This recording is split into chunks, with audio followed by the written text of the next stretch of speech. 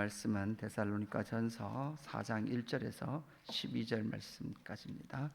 4장 1절에서 12절 말씀까지 제가 봉독하겠습니다. 그러므로 형제들아, 우리가 끝으로 주 예수 안에서 너희에게 구하고 권면하노니, 너희가 마땅히 어떻게 행하며 하나님을 기쁘시게 할 수 있는지를 우리에게 배웠으니 곧 너희가 행하는 바라 더욱 많이 힘쓰라. 우리가 주 예수로 말미암아 너희에게 무슨 명령으로 준 것을 너희가 아느리라. 하나님의 뜻은 이것이니 너희의 거룩함이라 곧 음란을 버리고 각각 거룩함과 존귀함으로 자기의 아내 대할 줄 알고, 하나님을 모르는 이방인과 같이 세욕을 따르지 말고 이 일의 분수를 넘어서 형제를 해하지 말라. 이는 우리가 너희에게 미리 말하고 증언한 것과 같이 이 모든 일에 주께서 신원하여 주심이라. 하나님이 우리를 부르심은 부정하게 하심이 아니요 거룩하게 하심이니, 그러므로 저버리는 자는 사람을 저버리는 것이 아니요 너희에게 그의 성령을 주신 하나님을 저버림이니라. 형제 사랑에 관하여는 너희에게 쓸 것이 없음은 너희들 자신이 하나님의 가르치심을 받아 서로 사랑함이라. 너희가 온 마게도냐 모든 형제에 대하여 과연 이것을 행하도다. 형제들아, 권하노니 더욱 그렇게 행하고, 또 너희에게 명한 것 같이 조용히 자기 일을 하고 너희 손으로 일하기를 힘쓰라. 이는 외인에 대하여 단정히 행하고 또한 아무 궁핍함이 없게 하려 함이라. 아멘. 데살로니가전서 4장 1절에서 12절 말씀 앞에 우리가 섭니다. 바울은 전혀 계획에도 없었던 이 유럽 지역을 선교를 하게 됩니다. 계획을 세우고 가도 힘들 건데 계획하지 않았던 성령의 인도하심을 따라 마게도냐 아가야 지역에 교회를 개척해 가고 있었습니다. 이 교회는 어떤 교회입니까? 하나님께서 택하셔서 그 사람들을 부르셨고 능력과 성령과 큰 확신으로 역사하는 그런 일들을 통하여 교회가 세워지게 되죠. 여러분, 이 능력 또한 성령, 큰 확신, 여러분 이 큰 확신을 갖는 것은 그냥 갖는 것이 아니라 하나님의 그 말씀의 능력과 성령의 능력이 교회 안에 나타났습니다. 바울이 전도하고 선교하는 그 지역에 강력한 그 말씀의 능력과 성령의 능력이 있었기 때문에 바울은 큰 확신 가운데 있었다라고 그렇게 볼 수 있습니다. 여러분, 이 말씀의 능력은 앞에 말씀에 보면 이렇게 말하죠. 바울이 자기 사도들과 전도하는 자들이 전한 말을 사람의 말로 받지 않고 하나님의 말씀으로 받았다, 이렇게 말하고 있습니다. 여러분, 우리는 지금 이 기록된 말씀이 있으니까 이것이 하나님의 말씀이다라고 볼 수 있죠. 우리는 너무나 쉽습니다. 그러나 당시에는 기록된 말씀이 없었기 때문에 사도가 하는 말을 그들은 뭐로 받았다는 거죠? 하나님의 말씀으로 받았다는 거죠. 여러분, 지금 이 시대에 성령의 능력, 말씀의 능력은 어디에서 나타나고 있습니까? 결국은 이 기록된 말씀을 여러분 스스로도 읽고 묵상할 뿐만 아니라 강단에서 전하여지는 말씀을 너희는 사사로운 사람의 말로 듣습니까? 아니면 하나님의 말씀으로 듣습니까? 여러분, 성령의 능력, 말씀의 능력이 왜 교회 안에서 계속해서 사라지고 있는가 하면 어떻게 보면 강단에서 사사로운 말을 많이 하고 있다는 또 증거이기도 할 뿐만 아니라 받고 있는 성도들 자체도 강단에서 선포되는 그 말씀들을 하나님의 말씀으로 받지 않는 많은 그런 일들이 교회 안에 일어나고 있더라는 것이죠. 새 안식일 3주 동안 말씀을 전했던 곳이 데살로니가입니다. 사실 이 빌립보에서도 복음 전하다가 유대인에게 고난을 당하고 이 데살로니가에서도 고난을 당했죠. 그럼에도 불구하고 바울은 이 데살로니가 교회 가운데 믿음의 역사가 있었다, 이렇게 말하죠. 여러분, 믿음의 역사는 공동체뿐만 아니라 성도 개인에게도 분명히 일어납니다. 여러분 안에도 믿음의 역사가 있었습니까? 믿음으로 말미암아 하나님의 놀라운 일들이 여러분 안에 강력하게 일어난 증거들이 있습니까? 모태신앙이든 아니든 간에 자기 안에 어떤 특별한 경험이든 아니든 간에 자기 안에 분명한 이 믿음의 역사, 진리의 말씀의 능력과 성령의 능력과 큰 확신으로 여러분 안에 새겨져 있냐는 것이죠. 그들은 이 믿음의 역사를 통해서 우상을 버리고 하나님 앞에 돌아왔습니다. 그뿐만 아니라 사랑의 수고죠. 사실 여러분 2장 3장에 계속 오늘 4장 본문까지 나타나는 말씀들은 계속해서 이 사랑의 수고에 대해서 말하는 거죠. 여러분 이 사랑의 수고는 누가 먼저 했습니까? 지금 바울이 이 데살로니가 전서를 써가면서 사랑의 수고를 내가 먼저 했다라고 분명히 말하고 있습니다. 그러고 보니 여러분 사랑의 수고는 어떻게 됩니까? 먼저 된 자가 사랑의 수고를 함을 통해서 또 다른 사람이 배우는 거예요. 사랑의 수고를 어떻게 배우는가? 믿음의 선진들이 행했던 그 사랑의 수고, 우리의 믿음의 선배들이 했던 그 사랑의 수고를 보고 믿음의 후배들이 다시금 그 사랑의 수고를 해가는 거죠. 오늘 말씀에서도 분명히 그렇게 바울은 말하고 있습니다. 참으로 힘들었던 그런 선교 여정이었습니다. 그러나 그 선교 여정 속에서도 끊임없이 성령님이 역사하셨고 그 성령님의 역사를 따라 그들은 사랑의 수고를 아끼지 않았습니다. 지금 바울이 편지를 쓰고 있는 이 데살로니가를 전서를 쓰고 있는 이 편지를 쓰고 있는 지역은 어디입니까? 고린도 지역이죠. 고린도에 갔을 때 바울은 상당히 힘들었습니다. 살 소망이 끊어질 만큼 힘들었습니다. 그럼에도 불구하고 성령님께서 이 성에 내 백성이 많다라는 그 감동을 듣고 1년 6개월이나 그 힘든 시간이지만 그것을 견디며 그곳에 복음을 전했던 역사들이 있었던 것이죠. 그러면서 고난 속에 끊임없이 성장해가는 그 데살로니가 교회, 그리고 성도의 참된 교제가 있는 데살로니가 교회를 보면서 그렇게 힘들었던 선교의 현장 가운데 오늘 또 선교하고 전도할 수 있었던 이유가 무엇이었겠습니까? 바로 이렇게 성령의 열매, 사역의 열매들이 일어나기에 성령의 인도하심을 따라 그들은 끊임없이 그렇게 또다시 사역을 하고 있는 것이죠. 오늘 이 4장으로 와서 하나님을 기쁘시게 하는 생활에 대해서 그렇게 권면을 하고 있습니다. 4장 1절 후반절 보십시오. 후반절에 보니까 4장 1절 후반절, 하나님을 기쁘시게 할 수 있는지를 우리에게 배웠으니. 누구에게 배웠다고요? 우리에게 배웠다, 이렇게 말하죠. 여러분 이렇게 말할 수 있는 그 담대함, 너희에게 우리가 이렇게 가르치지 않았느냐. 여러분 이것은 말이 아니라 삶을 통하여서 사랑의 수고를 어떻게 했는지를 삶을 통하여서 그들 가운데 가르쳐냈다라는 거죠.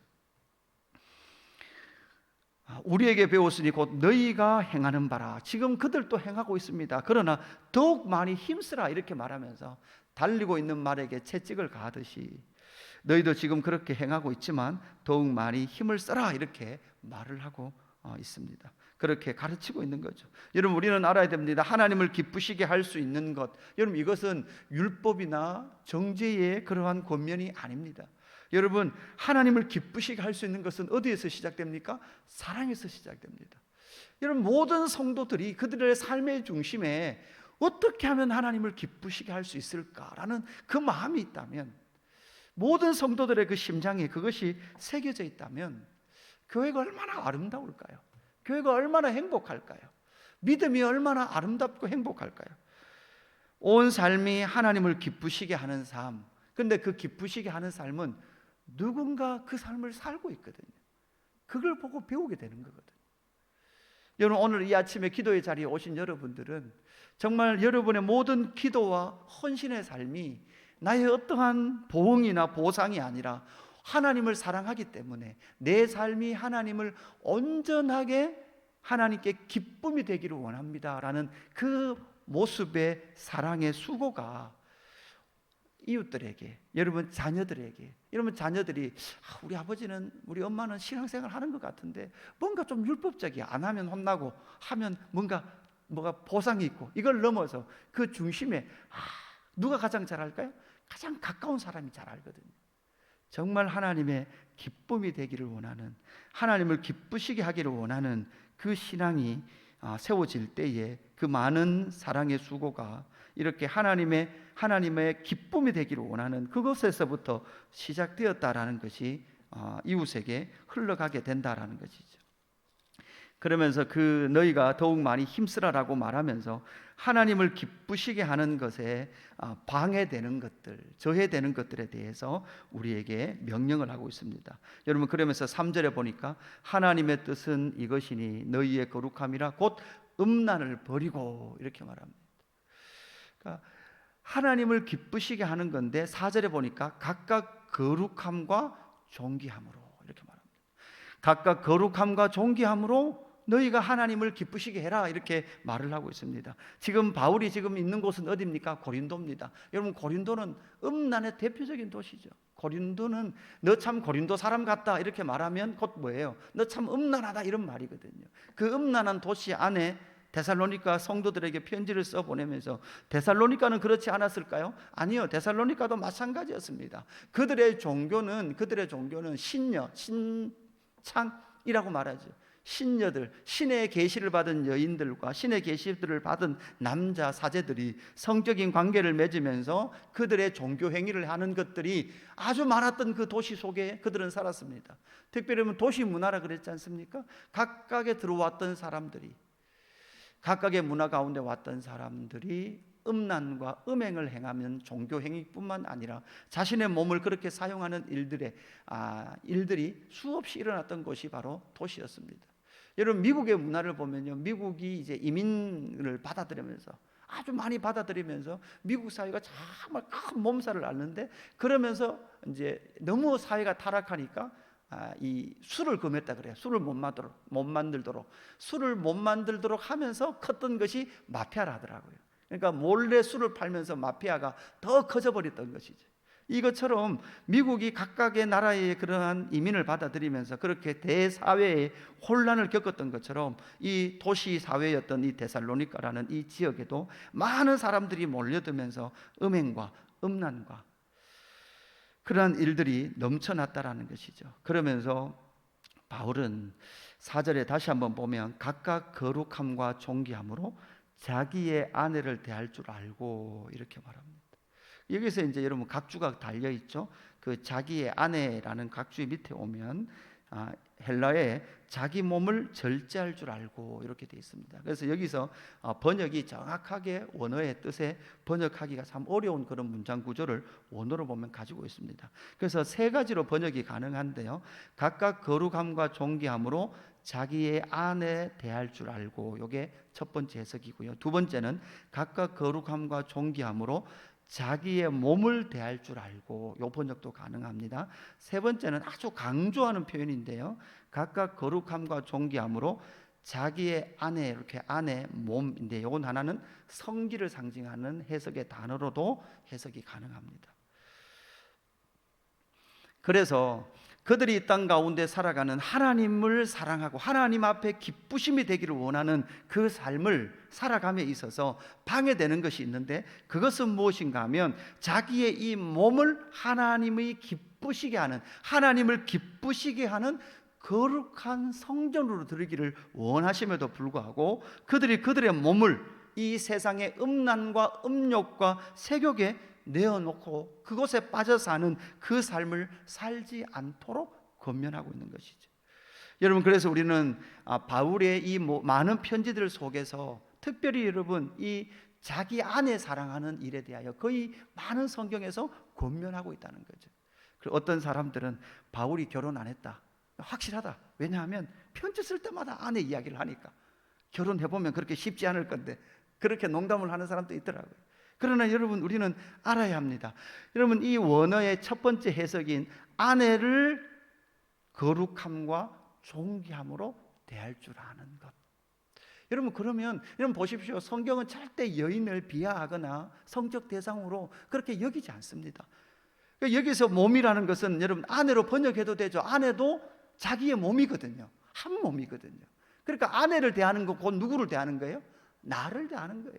내가 하나님의 존귀한 지체라면 내 아내도 나의 몸이에요. 그래서 존귀하게 거룩하게 대하는 것이죠. 아내도 마찬가지입니다. 남편을 거룩함과 존귀함으로 대하는 것이죠. 왜? 한 몸이니까, 곧 나의 몸이니까. 이것을 성경은, 바울은 교회 공동체에 말해주고 있는 것이죠. 이 세상은 나가면 바로 음욕과 세욕으로 넘쳐납니다. 여러분, 이 세상 나가면 여러분 우리가 상상하지도 못할 만큼 타락해 있습니다. 또한 그뿐만 아니라 음란과 음욕이 우리의 너무나 가까운 곳으로 들어와 있습니다.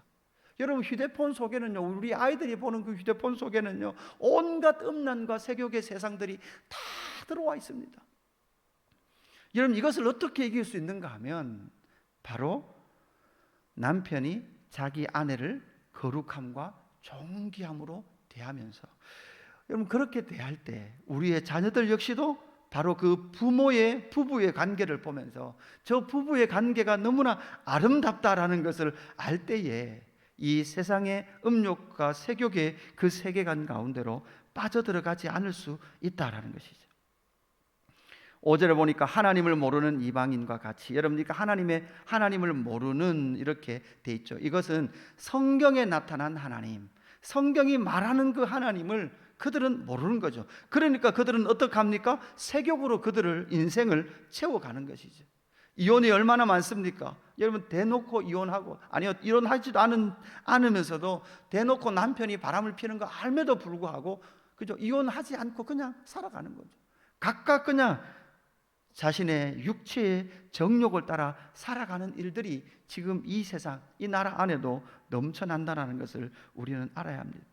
여러분 그 가운데 너희의 거룩함과 존귀함은 자기의 아내, 자기의 몸, 자기의 그 성적 성기를 하나님의 뜻 안에서, 하나님께서 정해 놓은 그 테두리 안에서 존귀함과 거룩함으로 사용할 것에 대해서 말씀하고 있습니다.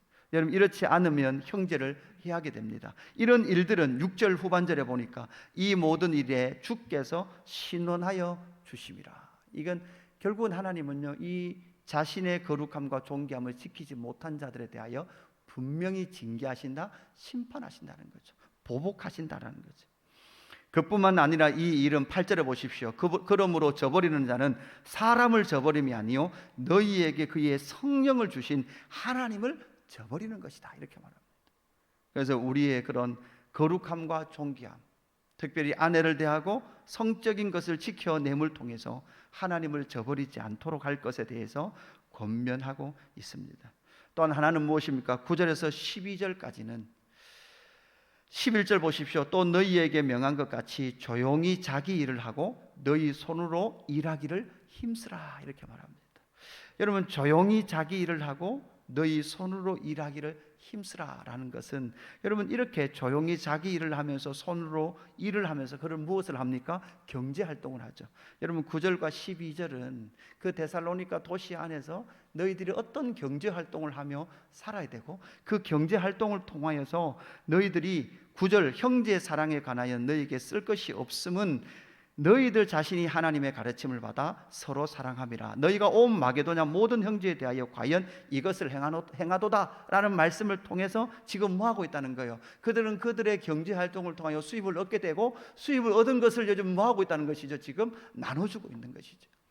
연약한 이웃들에게 나눠주고 있고 교회를 돌보고 있는 것이죠. 지금처럼 이런 교회가 아니죠. 가정교회, 연약한 믿음을 지켜나가는 그들의 지체들을 향하여 그들은 그들의 돈을 사용하고 있다는 거예요. 여러분 도시라 그랬습니다. 몰려든다 그랬습니다. 그곳에서 여러분 먹고 산다는 것은 치열한 경쟁을 말하는 것이죠. 지금 우리가 살아가고 있는 이 사회와도 같습니다. 치열하게 경쟁하고 치열하게 돈을 모아야만 우리는 뒤처지지 않을 수 있습니다. 우리는 늘 이렇게 배웁니다. 그 치열한 도시 사회 속에서 너희들은 조용히 자기 일을 하고, 조용히 자기 일을, 다른 말로 하면요, 너희들이 누구를 도운 것에 대해서 그렇게 떠들지 말라는 거예요. 네. 여러분 선교하는 것, 여러분 떠들지 말라는 거예요. 여러분이 누구를 도우는 거, 선교사님 돕는 거 그렇게 떠들지 말라는 거예요. 여러분 우리는 어떻게 조용하게 도울 수 있을까? 여러분 선교사님 돕는 것도요, 때로는 정말 조용하게 도와야 돼요. 본의 아닌 오해를 일으켜요. 질서 속에 도와야 됨에도 불구하고 또한 조용히 자기가 하는 일을 조용히 할 필요가 있습니다. 그뿐만 아니라 그래서 너의 손으로 일하기를 힘쓰라. 바울도 뭐라고 말했습니까? 선교하면서 이 동역자의 먹을 것을 공급하기 위해서 손으로 일하기를 힘썼다 그랬죠. 텐트를 만들었죠. 텐트를 왜 만들었습니까? 여러분 동역자들, 선교사들도 먹고 살아야 됩니다. 먹어야 일합니다. 삶의 공간이 있어야 됩니다.